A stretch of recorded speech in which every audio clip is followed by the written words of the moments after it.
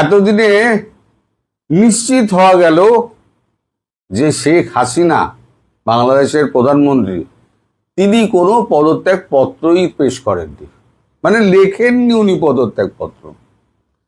তার কারণ হিসেবে এই যে ইন্টারন্যাশনাল কোর্ট অফ জাস্টিসে তার যা মামলাটা লিস্টিং হয়েছে, লিস্টিং হওয়ার আগের খবরটা আপনাদের আমি দিয়েছিলাম, গতকালকে লিস্টিং হয়েছে। লিস্টিং হওয়ার পর এই খবরটা পেয়ে আমি হরিশ সালভেকে ফোন করেছিলাম যে প্লিডিং এ কি লেখা আছে।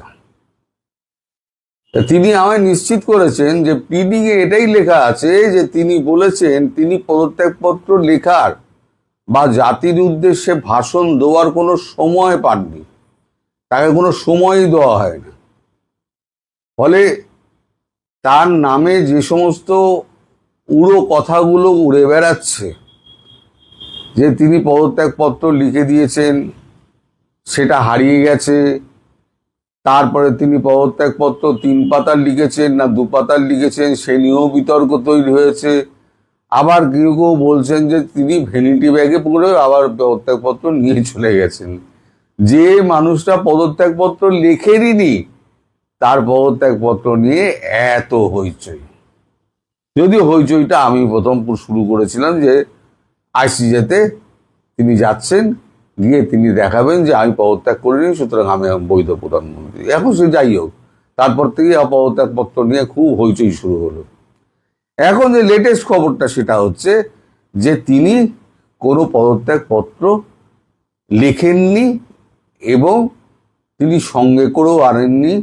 সেটা যে ইন্টারন্যাশনাল কোর্ট অফ জাস্টিসে তার যে প্লিডিং অ্যাপ্লিকেশন আছে, প্লিডিং কপি, সেই প্লিডিং কপিতে তিনি পরিষ্কার জানিয়েছেন, আমার হরিশ সালভে এইটা জানিয়েছেন। এবার যখন এবার লিস্টিং হয়েছে, যখন এবার এটা উঠবে কোর্টে, যখন মামলাটা উঠবে, সেই মামলাটা ওঠার পর বাংলাদেশ সরকারের পক্ষ থেকে তো একটা উকিল আসতে হবে, যাকে যে দেশের উকিল তাকে দাঁড় করান। তাকে যখন জিজ্ঞেস করা হবে আপনারা সরকার গঠন করলেন, তাহলে পরে কিসের ভিত্তিতে করলেন? প্রধানমন্ত্রী তো বলছেন তিনি পদত্যাগ করেননি, তিনি পূর্ণ মেয়াদ পূর্ণ উনি করবেন। আমরা দেশে এমন অস্থির অবস্থা তৈরি করেছিলেন যে ওনাকে মানে কিছু সময়ের জন্য দেশের বাইরে চলে যেতে হয়েছিল।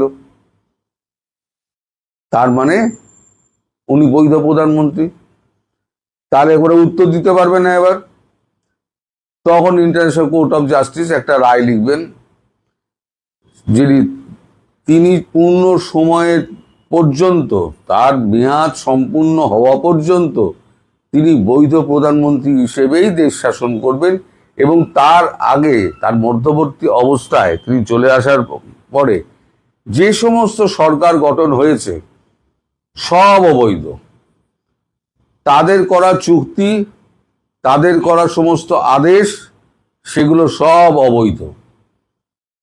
এই যে লেখাটা, যে কপিটা হবে, রায়ের কপিটা, সেটা যাবে ইউনাইটেড নেশন সিকিউরিটি কাউন্সিলে।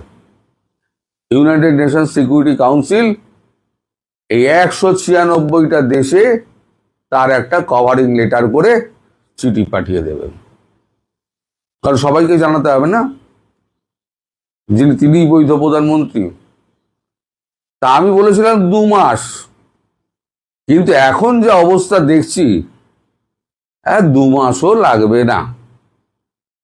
তার কারণ হিসেবে গতকালকে একটা দুঃখজনক ঘটনা পেলাম। তোয়াফেল আহমেদ, তিনি বঙ্গবন্ধুর দীর্ঘকালের সঙ্গী এবং এই মানে স্বাধীনতার যুদ্ধে তিনি বরাবর বঙ্গবন্ধুর সঙ্গেই ছিলেন, তিনি দেহ রেখেছেন, তার আত্মার শান্তি কামনা করি। কিন্তু তারপর তার জানাজার পর গুলশানে, ঢাকার গুলশানে জানাজার পর যে কাণ্ডটি হলো,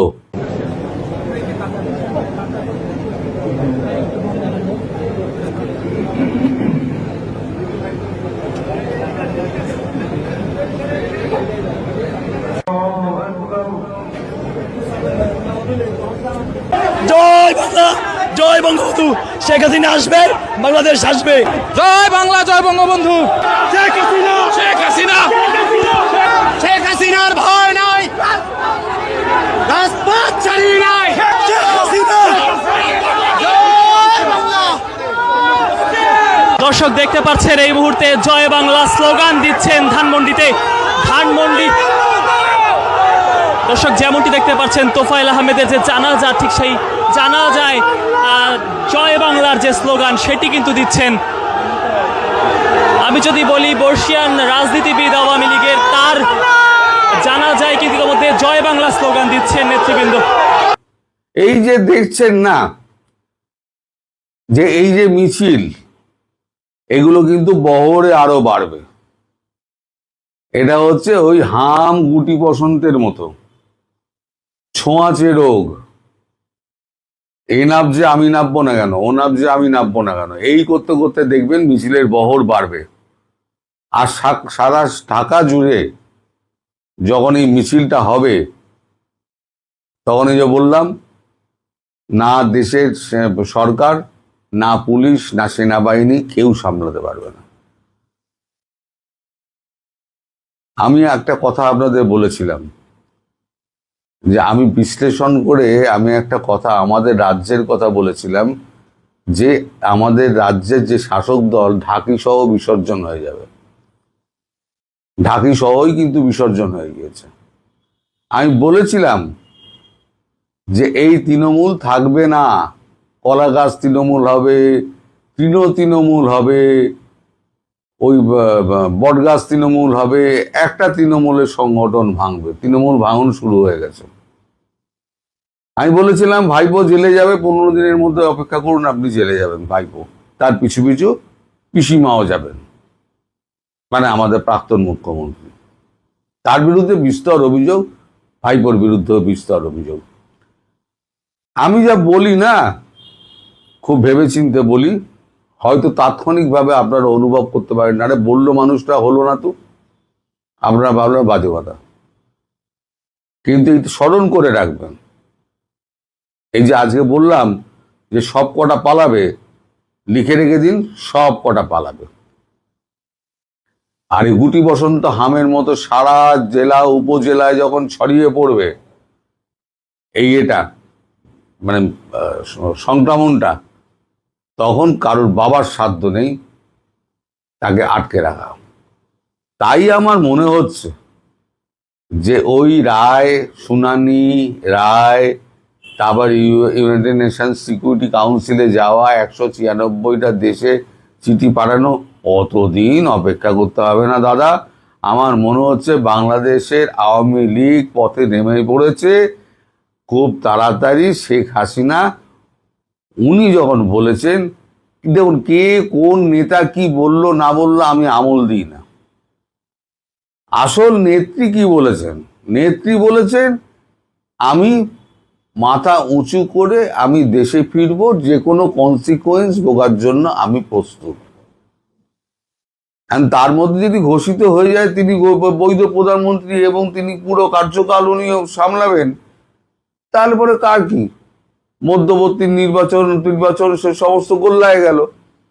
এই আমেরিকার সঙ্গে চুক্তি, অমুককে জেল থেকে ছেড়ে দেওয়া, এদের সমস্ত মাফ করে দেওয়া, এই যত শয়তানগুলো আছে তাদেরকে সমস্ত মাফ করে দেওয়া, এগুলো বিল ফিলগুলো সব জলাঞ্জলি যাবে, আর প্রত্যেক কটা জেলে যাবে। ইউনূস ফিরবে কি ফিরবে না আমি জানি না। ইউনূস অত্যন্ত ধুরন্ধর, সে হয়তো বাইরে বসে জল মাপছে, সেও খবর রাখছে। সে ফ্রান্সে বসে আছে, নেদারল্যান্ডের হেগে কি হচ্ছে সে খবর রাখে না, সে ঠিক খবর রাখে। সেও জল মাপছে, জল মেপে হয়তো আসবে, এসে আবার পুট করে কেটে পড়বে। সে থাকবে না, কারণ থাকলে তাকে ফাঁসির দড়িতে ঝুলতেই হবে। যে আপনার নেত্রী যখন বলেছেন ফিরবেন, তিনি ফিরবেনই। এবং সেটা আমি 2 মাস অনেক বেশি হয়তো বলে ফেলেছি, কিন্তু 2 মাসটাতেই আমি স্টিক করছি। এর মধ্যেই উনি ফিরে আসবেন এবং সেদিনকে যে অবস্থা হবে আমি মানুষ চক্ষে দেখতে পাচ্ছি, আমি সেদিনকে কি অবস্থা হবে। এখনই যদি এই হয় তাহলে সেদিনকে কি হবে, যেদিনকে উনি ঘোষণা দেবেন যে আমি অমুক দিনকে ঢাকা এয়ারপোর্টে নামছি, সেদিন কি হবে।